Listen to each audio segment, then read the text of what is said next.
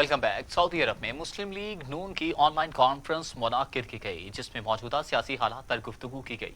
दारुल हुकूमत रियाद में पाकिस्तान मुस्लिम लीग नून की जानिब से मुनक्किद करदा ऑनलाइन कॉन्फ्रेंस के शुरा से खिताब करते हुए मारूफ तज्जिया निगार अब्दुल कय्यूम सदीकी का कहना था कि इमरान खान इलेक्शन 2018 से कबल अवामी उम्मीदों को इस कदर बढ़ा गए कि जिनको पूरा करना मुमकिन नहीं था, जिसकी वजह से आज उन्हीं के वादे इनके सामने चैलेंज बनकर खड़े हैं।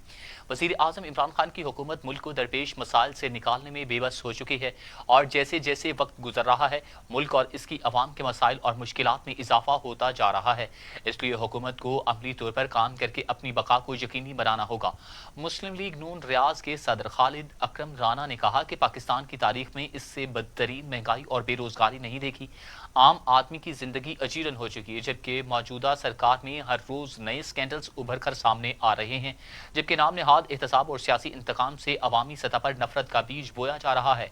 ऑनलाइन कॉन्फ्रेंस से जाहिद लतीफ सिंधु, मासर अराई, हाफिज अब्दुल वहीद, खादिम बजार, राजा याकूब और दीगर ने इजहार ख्याल किया।